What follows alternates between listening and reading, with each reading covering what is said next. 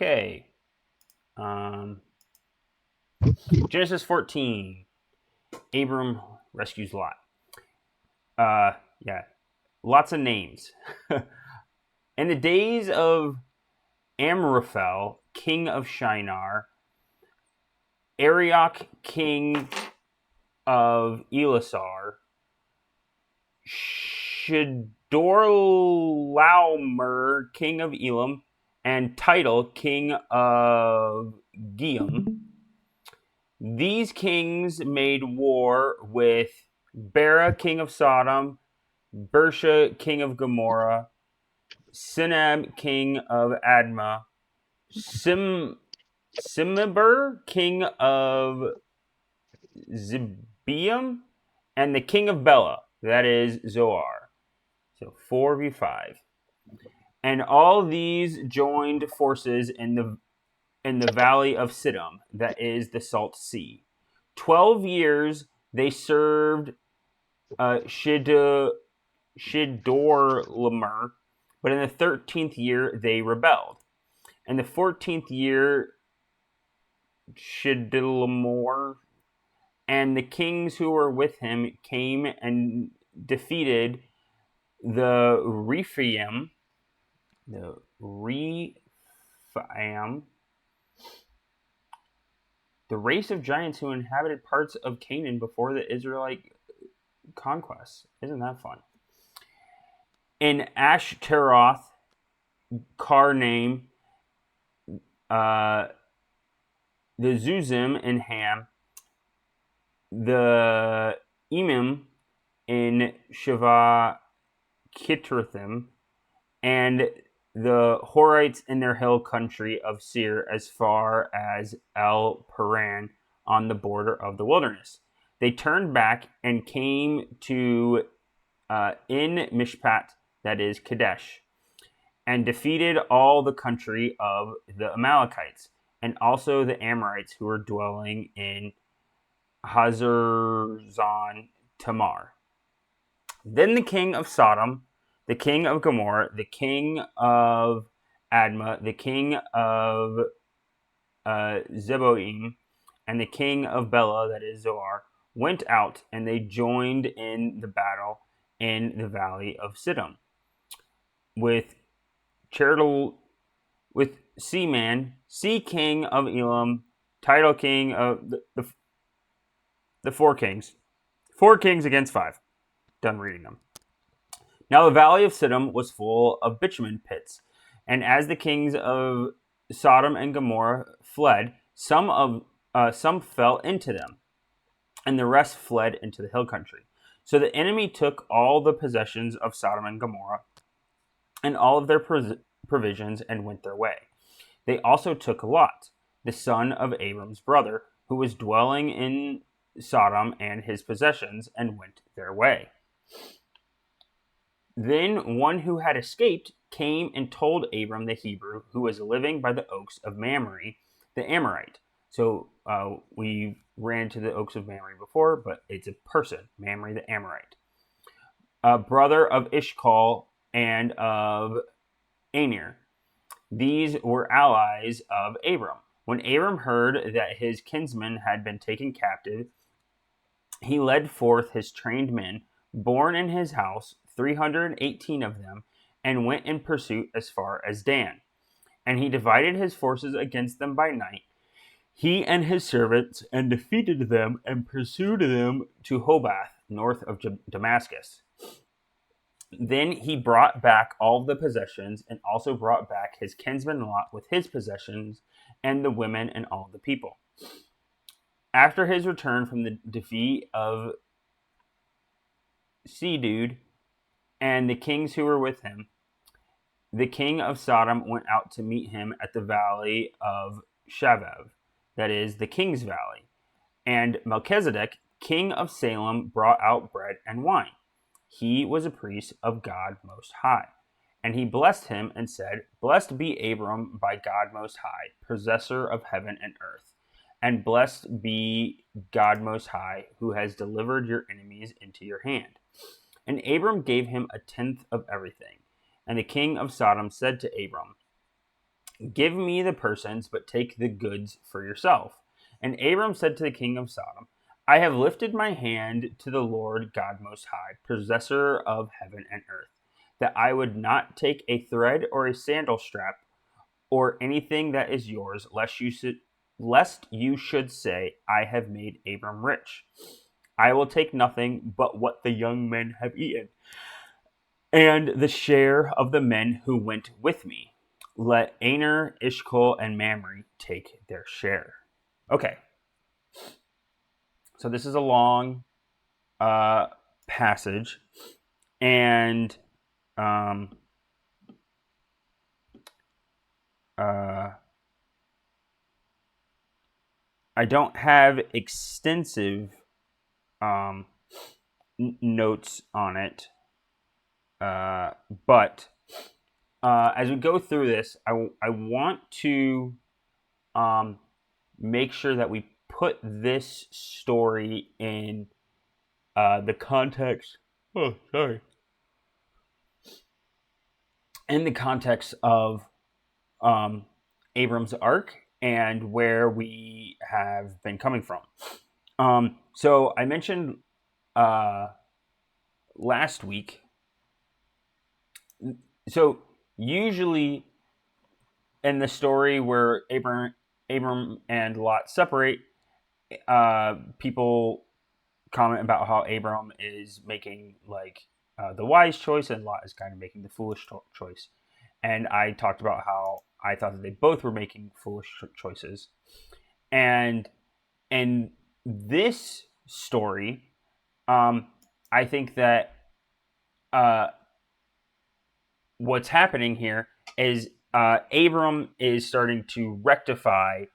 I think Abram is making good choices in this chapter, and fundamentally he's rectifying the choice he made in the last chapter, right? Because in some sense, if the last chapter hadn't have happened, if they had never separated, this chapter would not have needed to occur, right? The violence would not have needed to occur if Abram and Lot had actually just never separated, right?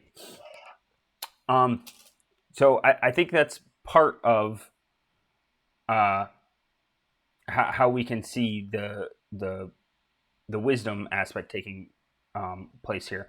But I also want to talk about more about what's going on here in relationship to the other things that I've been saying, namely about how this story is a description of how Abram and people that walk with the Lord, how they deal with the Nephilim or the powerful people in the land, right? We even have a reference to, right, kind of the Nephilim in here with the Rephaim, which, right, are supposed to be a race of giants, but actually that race of giants was defeated by the king that they are rebelling against, right? So, right, the sea guy here, right? He's the one that was in charge of all of these kings.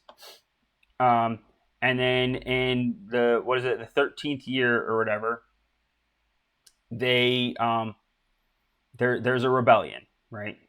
And so people take sides. There's 4v5, right? And Abram is going to side with the 5, and the 5 that he sides with are the ones that he is nearest to. So fundamentally, what's going on here is we talked about how Abram is going to be in this process of becoming a great nation, becoming a Gadol Goy, and for that to happen, his name will be known, right? And now we see kind of, and so like the first step of that was him getting possessions so that he could establish kind of a clan. And that happened previously. And now he kind of is an established clan. He's established enough that he has allies.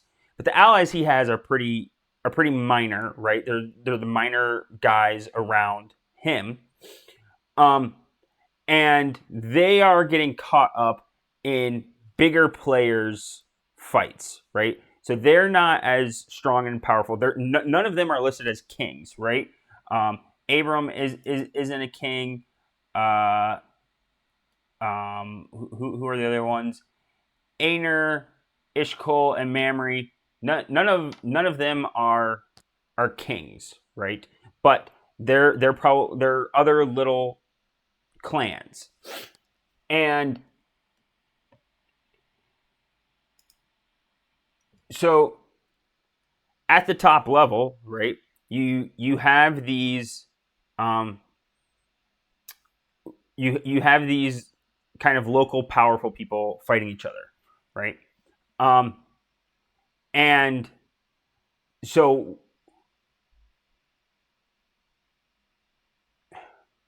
last week we talked about the symbolism of Abram hiding himself, and so how is he going to deal with these with these larger players? So he's going to do two things. One, he's going to get allies, and two, he's going to continue to be sneaky, right? And so, right, where it says,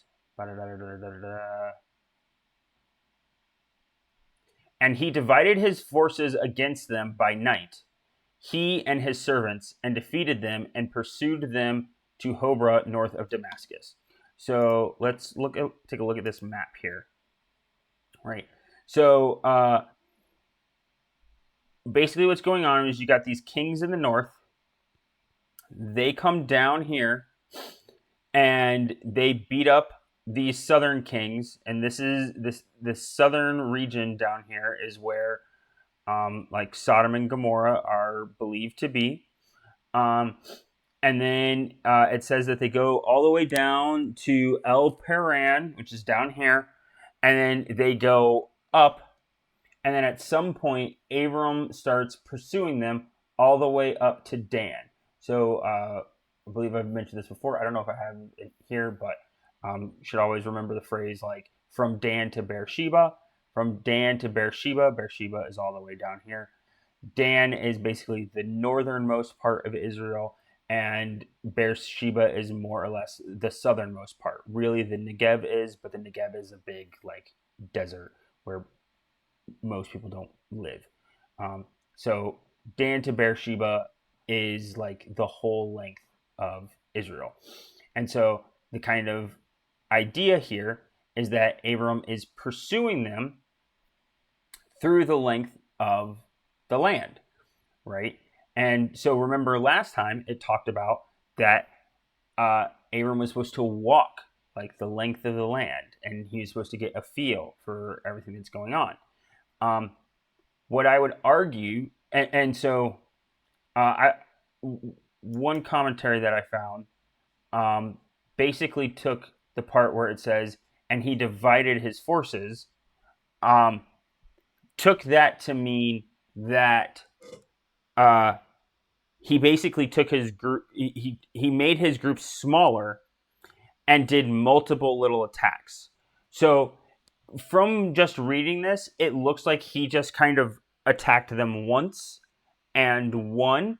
But the argument is that maybe what's going on is he broke into smaller groups, and everybody's kind of harrying their forces all the way up through the land to where eventually they've whittled them down and they like defeat them.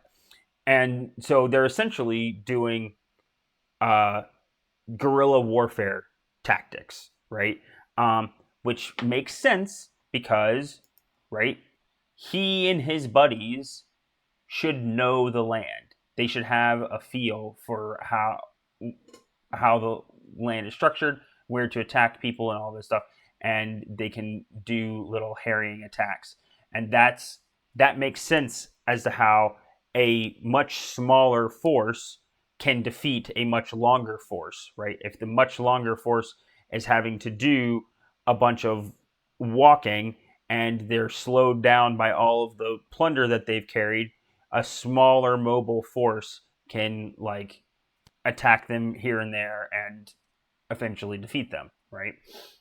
Um,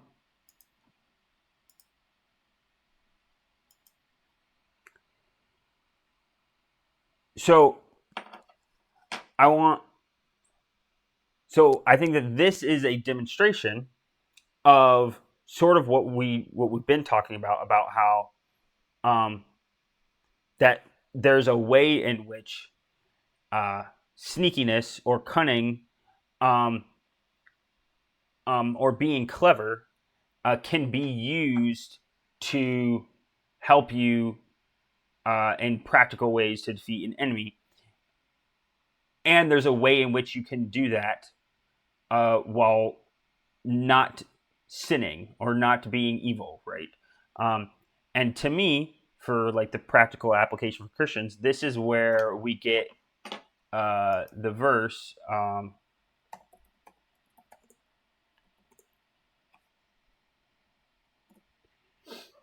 Right? Jesus advises his disciples to be innocent as doves, but to be as wise as serpents, right? Um, and so there's um, there's this switch here, right?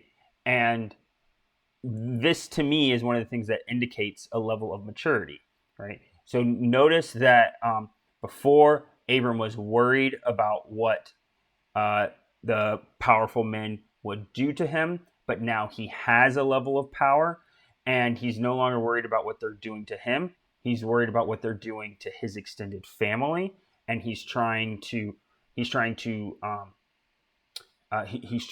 restore that connection to his family somewhat, and um, but he's using what he knows. He's using uh,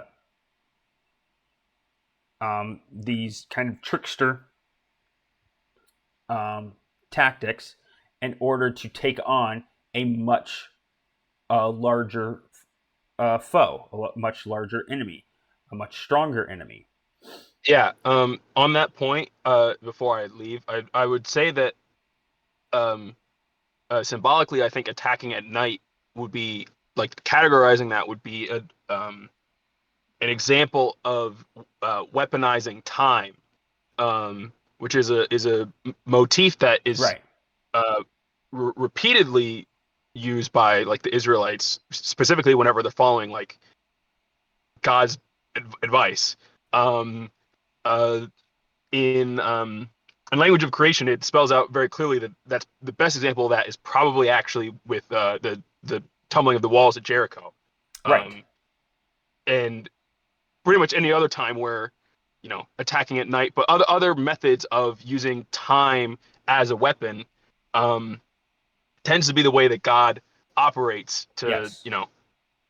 have His chosen people um, thrive through the generations. And I think part of the point that's made on that ultimately is even down to if it's a battle of the name, like the names of the Nephilim versus like the name, you're struggling with reading out the names of these very kings is also kind of like an example of like the level of success. Like they're so far in Yeah, the that's past true. Yeah. removed that we don't even really have the language to refer to Well, them and we anymore. don't And we to say don't uh, like, we don't adopt their language into our yeah, language, right? We don't have the sounds of their names in yeah, our language because we don't we're not concerned about them, right? yeah. But we have people that name their kids Abraham, right? Hmm. And Dan, right? like Yes. like like like we have these names. We have this language. Yeah, And that's that a was the good last point. point I wanted to make before I left. So. Okay. just you now, Diego. You're carrying this. Okay. Um,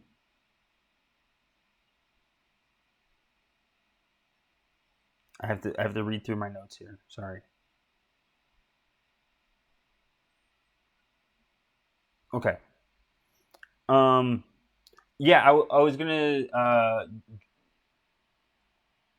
jump off of something that Evan said about time as a weapon, and about night uh, being a demonstration of that, but also just the idea of doing small little attacks is a thing that happens over time, as well, and that I think that is a thing that I've mentioned in this class before about that God primarily uses time as a weapon, and uh, we're gonna end up seeing that with uh, the amount of time that people are uh, in Egypt. We're gonna see that with the amount the length of time for the Exodus, right? Like God is using the length of time for the Exodus to get rid of a generation, right? He uses that uh, with the exile period, um, and I would argue that he uses um, that God uses time whenever Jesus is combating Rome, right? Jesus defeats Rome through time. Um, he doesn't do, he can do direct conflict, but he doesn't generally do direct conflict. Um, and part of, uh, well, I'm going to be jumping around here, but that's fine. Um, and part of the reason why uh, God goes about getting his victories through direct, but not through direct conflict, is because of actually this thing that's down here, right? Where it says, lest you should say, I have made Abram rich, right? Um, God wins via using time as a weapon because it is a weapon that he can wield that other people can't, or that other entities can't really wield, right? Because those other entities don't foresee time. And this is one of my arguments for why you should not affirm uh, open theism or dynamic omniscience. The, the argument that God constantly makes throughout the Bible is he's the one that can see what's happening. Why is my dog is underneath me?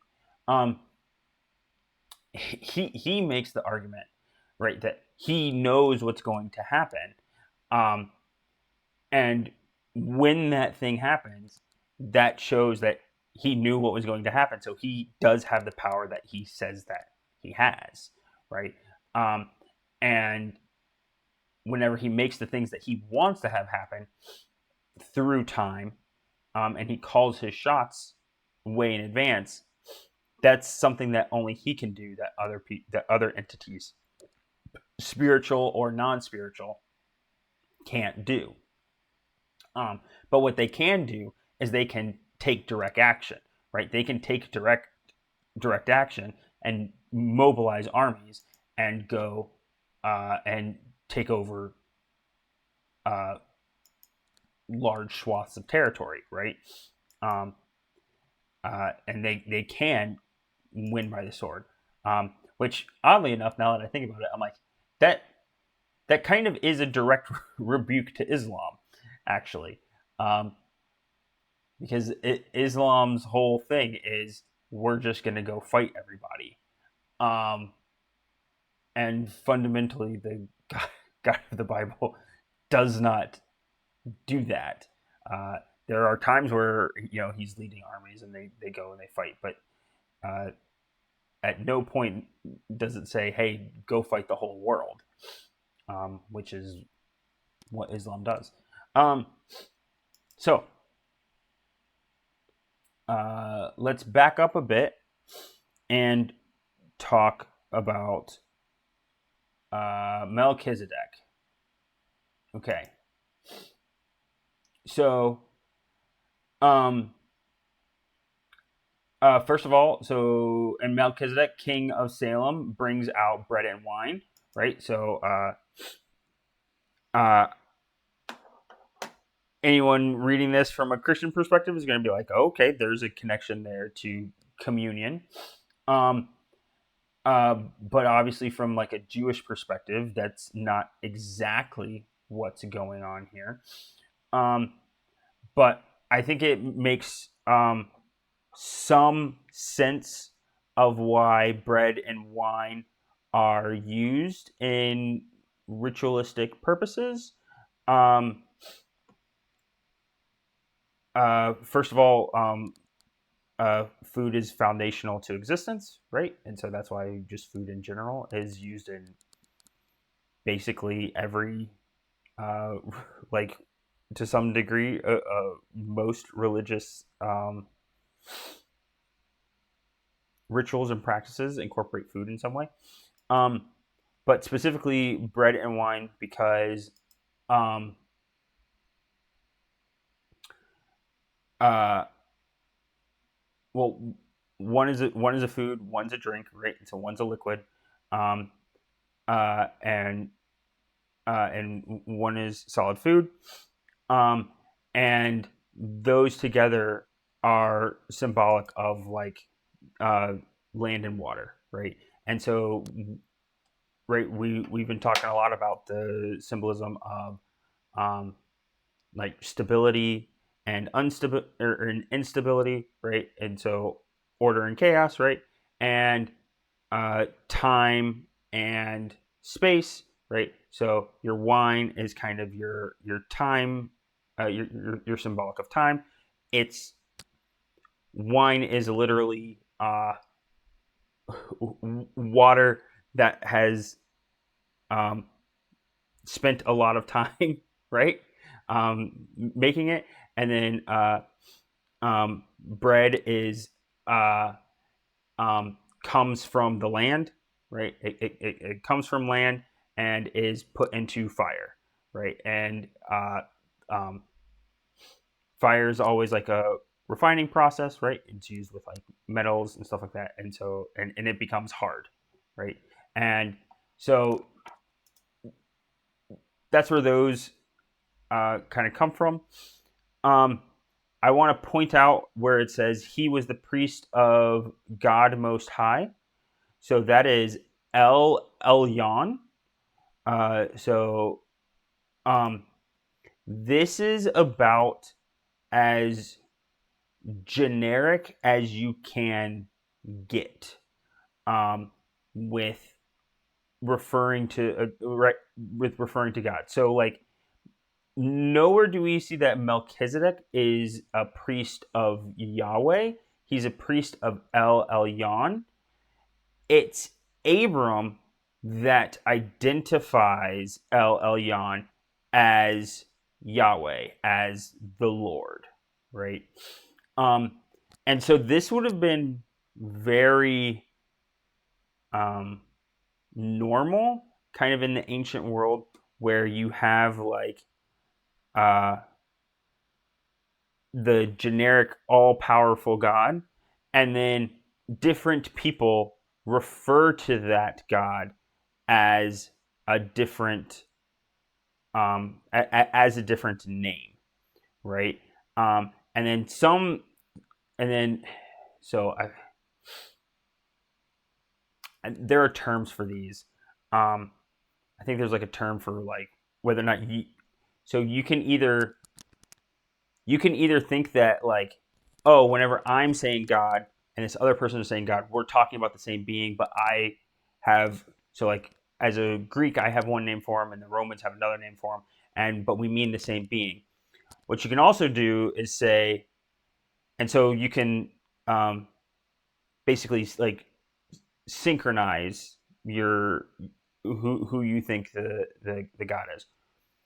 Your other option is to go, yes, I agree that there is like this most high, that there is this um, central being up there.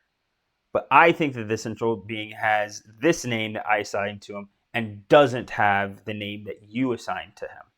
And usually this is referred to as um, uh, like henotheism.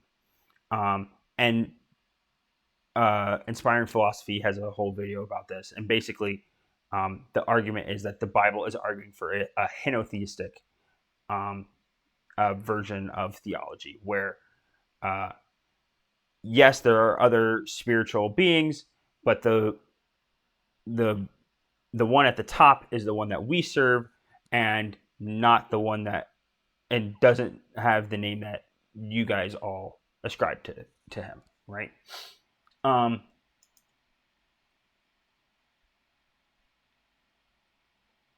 um, One other thing that I wanted to point out about this section is that we have the tithe here, right? This is the first instance of a tithe, and Abram gave him a tenth of everything, and so he is giving a tenth to Melchizedek, to the priest.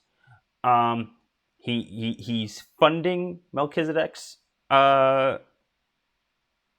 church, and he does that voluntarily. There's no requirement to do that. It is done simply as a thanks to God for blessing the essentially the campaign that happened previously. I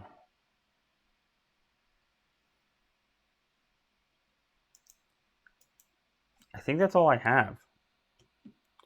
I don't have much else to say.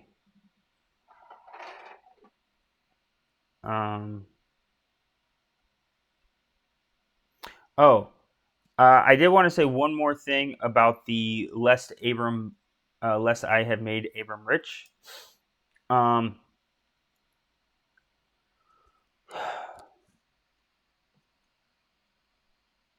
This this obviously is kind of the high point in this chapter for good decisions that Abram makes.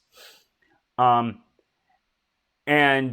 part of why this is a good decision that Abram makes is because it's a recognition that God's plan to make him a great nation, to make him right, to make him a great name, right. This is a part of Abram's overall trajectory up. That plan for that to occur is not the plan of the king of Sodom, right? It's God's plan. And that tension of, well, whose plan really is this? That's the thing that's going to get teased out here, chapter 16, right? But we have at least a first brush where Abraham kind of gets what's going on, right? He already got bailed out from some of his stupid mistakes earlier. He's now starting to correct some of his stupid mistakes, and he's on an upward trajectory. And he at least knows that it is not he is not going to become he's not going to become the man that he's supposed to be by virtue of the Nephilim system, by the virtue of the systems that are in place. That's not how he's going to gain power. He will compete with them to a certain level, right? Because that's what he just did. But he's not going to gain in the same way that they gain, right? Which is a theme that goes throughout the Old Testament, right? Is that you shouldn't be acting the way that the nations around you act. You shouldn't be acting the way that the kings before you act, right? You shouldn't be acting and trying to gain the way that they gain, um, which is essentially by abusing their status as an authority. Um,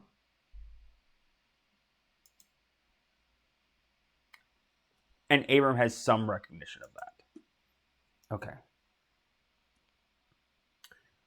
Um, that's all I have. You got anything, Diego? I don't think so. I guess I'll just for the sake of saying something. This part I was confusing this part of the story that you were just mentioning that I have made Abram rich. I was Yes. confusing it with when Abraham is getting Sarah's resting place, and so I had to look up where that was in Genesis 23, and Yes, because then much later. there's the part where um the guys are just like, no, take it for free, please, and Abraham's just like, no, no, no, I'm gonna pay you for this. Yes. And I think I re-listened to that video sometime last year, and I can't remember if I'm remembering from then or remembering all the way from like 5 years ago. But something along the lines that you said of how like essentially Abraham didn't want to be indebted to these pagans, Yes. essentially, because then they'll just use that against him sometime, or at least they could. So like when we just hit this earlier when you were reading it, I was just like, oh, is this where Kyle made that point? But it was probably in Genesis 23. However, I mean, it still applies. reading it, yeah, it's still just reading it. I was just like, I feel like it's still very applicable. Yes, and um, it's still applicable to this story, right? Because um, right, because I said that like the whole point is to make sure that like uh, right, because the whole theme, the whole thematic theme that's been going on here, right, is because right, let's go all the way back to like Genesis and what we've been talking about here. This the this system of the Nephilim, this system of the people that make the names for themselves, right? The whole reason that that exists is because it is man's attempt to correct the fall, right? That's the whole reason why governments exist. It's the whole reason why civilization exists is because it's man's attempt to correct the fall, right? And it's important to remember that that's what's going on so that you can understand why Abram isn't going to do things the way that the rest of mankind does things is because God is trying to correct the fall. And so if if if God's plan ends up getting just sucked into man's plan, it becomes an incomplete plan, right? Which is the whole problem with the plan, with man's plan in general, right? Man can't complete the circle, right? Like 666, like man can't do it. And because man can't do it, the plan has to be separate from man's system. It has to be operating um, under different under a different framework, right? And fundamentally, that's a moral framework, um, and and so if Abram gets sucked up into that, into man's system, the whole plan is gonna get derailed, right? Which is why, I mean, I'm jumping ahead, but who cares? We'll re-talk about it. I gotta pad the time. It's only 8:40. Um, right? It's the whole reason why the Sarai and Hagar thing is the wrong thing to do, right? Because essentially, Abram starts acting like uh, he starts acting like the Nephilim, right? In the fact that he took, in the fact that he takes like an additional wife, right? And he right, that's the whole thing. That's like the first problem that he dealt with, is the fact that this powerful guy was trying to take his wife for his, as an additional wife, right? Um, and he thinks that he's doing it to preserve God's plan, right? And so Abram is struggling with the, okay, is it my plan or is it God's plan, right? And this is an instance, the Sarah Hagar thing, where Abram tries to shift it to being his plan, and God's gonna slap him around for that, right? Um, and it has to be right that one of the things that I've said is God is playing on hard mode, right? Like, kind of the whole point of this plan, right?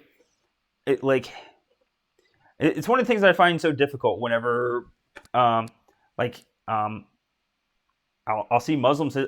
Muslims will say this, and actually, a lot of people that argue against penal substitutionary atonement, kind of make the argument that like God can just forgive. It can be like arbitrary and like all this other stuff. And like more and more that I like read the Bible, and I'm like, and I see this structure of it talking about God's plan. Like, there's a reason why God is playing on hard mode. There's a reason why God is constantly like, using the least of these to make something great happen. He's doing it to make himself known. He's doing it, to separate out from that system, right? From that system, from the way that mankind usually works. That's the whole thing that he's trying to do. He's trying to separate that out, and have a different system, so that he can actually correct the fall. And he makes it hard on himself so that people can see it. And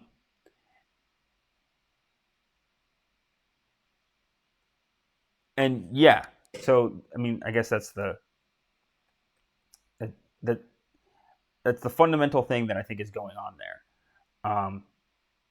Is people need to be able to see, God's hand.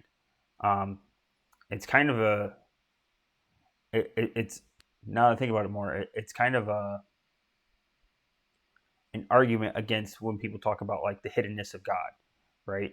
I think that there's good. I'm not going to do that here tonight or anything, but I think there's good reasons for why God, keeps himself veiled to a certain degree.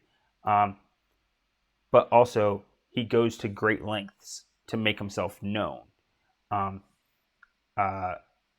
And doing things in a difficult way, and having the people that follow him operate in a way where they,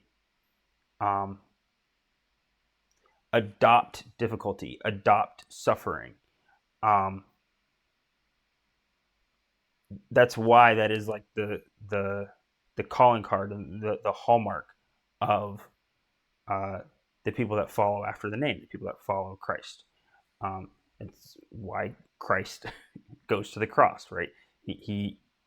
Like, all of that is connected, and it is on a similar, trajectory. Which, since we have time, and since I need to pad time, and it is, so today is 1 year since, my mom passed.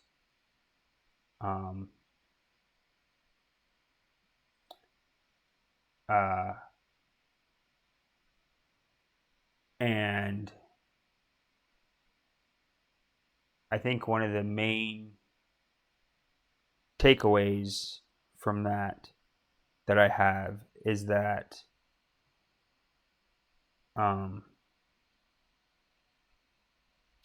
suffering really is just pain, and suffering is actually just love plus a fall.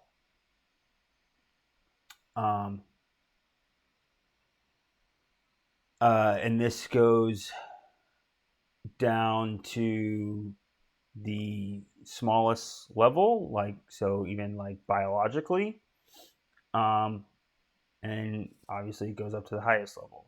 So like, the only reason why you have physical pain is because you care about, in a very real sense, you care, you have care for your physical body, and there's a fall, there's a problem, there's something wrong, right?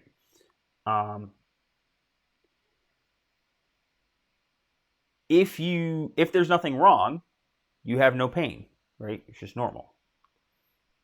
If you don't care, if there's no mechanism of care, right? So if you don't have nerves, right, then you don't have pain. And so really, the problem, the fall,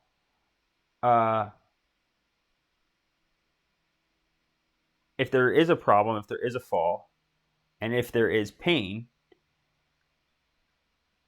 the whole reason why that was there is because there was some amount of love. And so, and I think that the amount of pain is proportional to the amount of love and care. And so, if you have that structure, if that's just a truth about existence and about the world, then it makes sense that if the God of the universe has love and is attempting to correct the fall, the way that that's done is through pain, and is through suffering.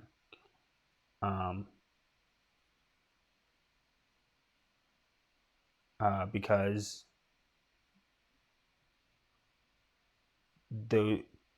like, in my head, I see this as like an equation, right? Like, pain equals like love plus like a fall, right? And if you're trying to undo that fall, it has to be undone by somehow canceling out like that pain. And the way that it's done is by you taking it, you accepting it.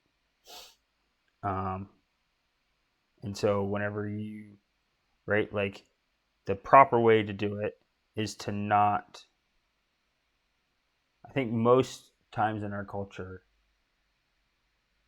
people try to just not feel the pain, right? They try to rip out their nerves. You know, you just get drunk or whatever, and you dull the pain. And that's not what Jesus did. The way that you do it is that you like embrace the suffering, and know that the reason why the suffering is there is because like that love was there.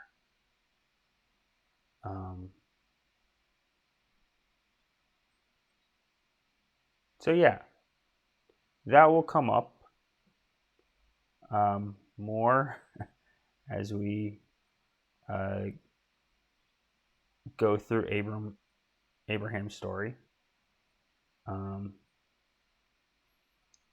is one of the ideas that I'm trying to flesh out more and think about more. I think I padded enough time. Do you have anything else, Diego?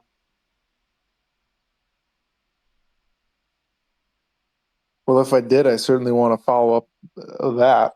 Oh, okay. No, I'm good. That was very well said. All right. Well, thank you for being here. We'll end it there.